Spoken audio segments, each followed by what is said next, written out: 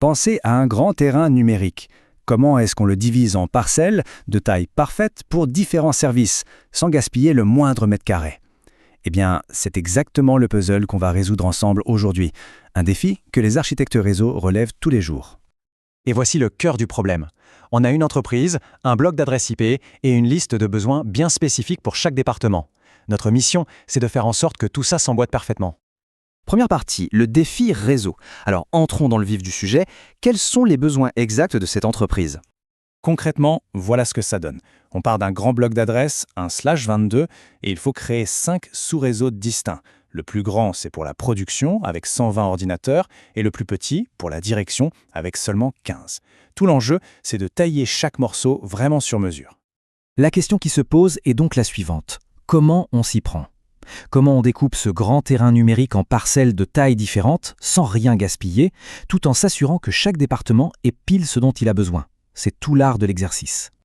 Deuxième partie, les bases. Pour résoudre ce puzzle, il nous faut les bons outils. En réseau, les outils principaux, ce sont les adresses IP et surtout ce fameux masque de sous-réseau. Le masque de sous-réseau, c'est vraiment la pièce maîtresse. Pensez-y comme un séparateur. Il vient couper l'adresse en deux, une partie qui identifie le quartier, c'est-à-dire le réseau, et une autre pour la maison, l'appareil lui-même. C'est avec cet outil qu'on va pouvoir dessiner les frontières de nos parcelles. Et c'est là que ça devient vraiment intéressant. En changeant un seul chiffre dans le masque, on change radicalement la taille du réseau. D'un côté, on a notre bloc de départ, un /22. C'est un territoire immense, avec plus de 1000 adresses. Et de l'autre, un /27, et là, hop, on a un petit lotissement pour 30 appareils. C'est cette flexibilité qui est la clé. Troisième partie, la stratégie. D'accord, on a les outils. Maintenant, quelle est la méthode? En fait, il y a une règle, une seule, toute simple, qui rend tout le processus hyper efficace. Et là voilà, c'est la règle d'or. On commence toujours par le département qui a besoin du plus d'adresses. Pourquoi? Parce qu'en faisant ça, on s'assure d'allouer les plus grands blocs d'un seul tenant au début. Ça nous évite de morceler notre espace d'adressage et de se retrouver coincé plus tard. C'est tout simple, mais ça change tout. Quatrième partie, on passe à l'action. Allez, assez de théorie.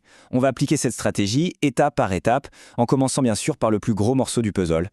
Premier sur la liste, le département de la production. Ils ont besoin de 120 adresses, c'est notre plus grand groupe, c'est donc par là que notre découpage commence.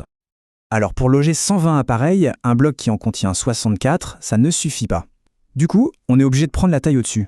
Un bloc de 128 adresses. Ça correspond à un masque en /25. On lui attribue le tout début de notre plage d'adresses. Et voilà, la première pièce du puzzle est en place.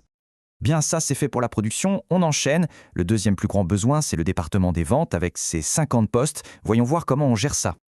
Pour 50 appareils, un bloc de 32, c'est trop juste. On prend donc un bloc de 64, ce qui nous donne un masque en 26. On le place juste après le premier, à partir de l'adresse 128. On voit bien que le processus est répétitif et logique. Et à partir de là, ça déroule tout seul, toujours avec la même logique. Pour les 30 postes et des ingénieurs, un bloc de 32, soit un /27, c'est parfait. On fait exactement la même chose pour les 30 appareils du Wi-Fi invité, juste à la suite. Et pour finir, pour les 15 de la direction, un bloc de 32 est aussi la plus petite taille pratique, donc on leur donne le dernier morceau disponible. Le schéma se répète jusqu'au bout. Cinquième et dernière partie, la carte complète. Maintenant qu'on a placé toutes nos pièces, c'est le moment de prendre un peu de recul et de regarder à quoi ressemble notre puzzle une fois assemblé. Et voilà le travail. On a une carte complète et super claire de notre réseau. Chaque département a son propre espace, taillé sur mesure.